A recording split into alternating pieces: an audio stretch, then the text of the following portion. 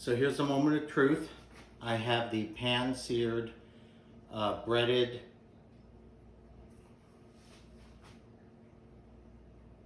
So here's the moment of proof. I have the cornmeal and flour crusted tilapia. I have the cabbage with lime.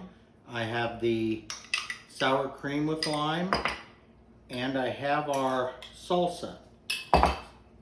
Take a corn tortilla, which I did not make. The recipe did not ask me to make it. And I'm gonna do the easy thing, which is I'm gonna put a piece of fish. I'm gonna take just a little bit of shredded cabbage.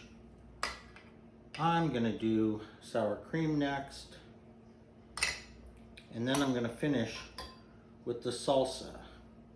And by the way, I took a little sneak peek of the salsa and I put some chipotle pepper in it. And it was quite tangy. All right, let's give it a shot.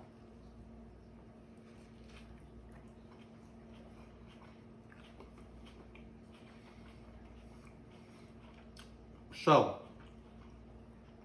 I get the salsa right away, of course, nice and powerful, but the fish is crunchy, but so smooth inside that it really pulls that down, as does the lime sour cream.